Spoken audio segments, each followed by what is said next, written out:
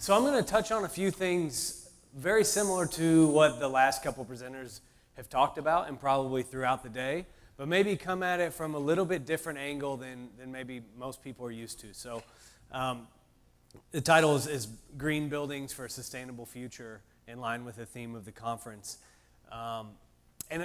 If I said the word ESCO, or Energy Performance Contracting, how many people would know what that is?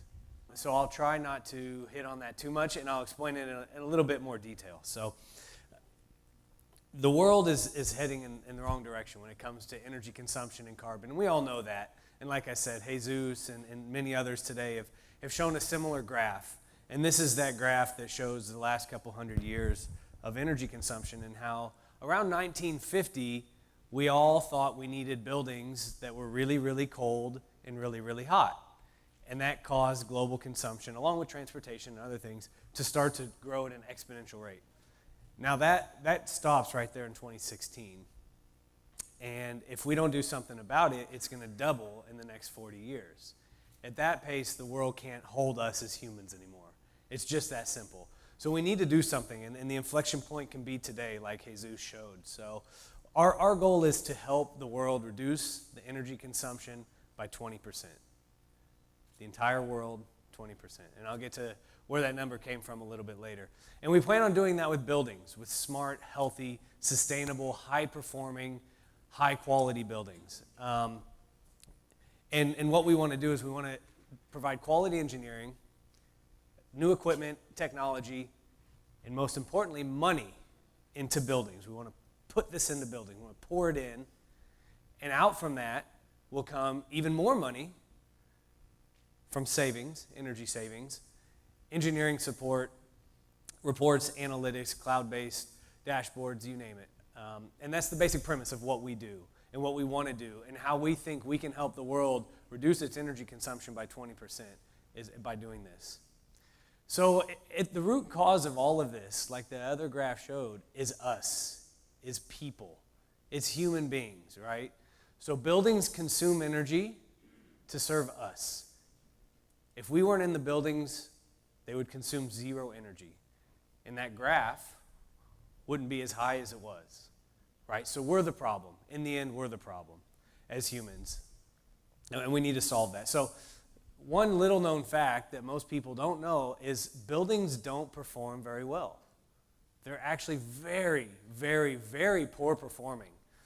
Now, I show this image here. I don't know if anybody recognizes this building. It's the Bank of America Tower in One Bryant Park, New York City in Manhattan. It's actually an example of a building that they really wanted to perform well. And they spent a lot of money on it with the goal of really high performance. But sadly, the building got built and it doesn't perform.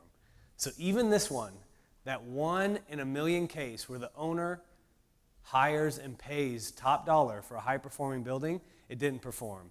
So you can, it's infamous. You can read about it. There's a lot of lawsuits around it.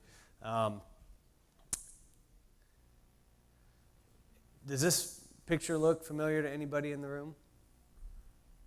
It's the ancient city of Shabam in Yemen. The world's first skyscraper city. This probably looks a little bit more familiar.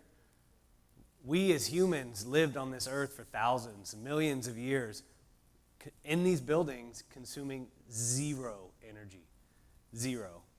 And we still survived. So these are sustainable buildings. These are green.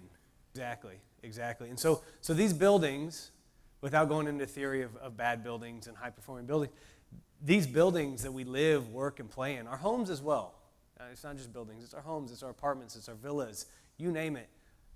This is one of the biggest reasons the world's consuming so much energy and carbon. The good news is it gives us an ability to save, right? We can change it. So globally, buildings consume around 40% of the world's energy and are responsible for 40% of the world's carbon emissions. It's one of the largest contributors of carbon, the single one. But like I said, they perform really bad. So there's a great opportunity to save.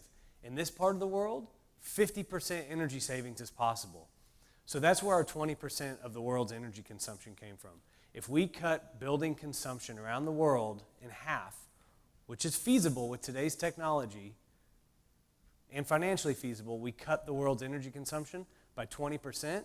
And as Jesus mentioned earlier, basically half of all COP21, United Nations, you name it, is taken care of, done.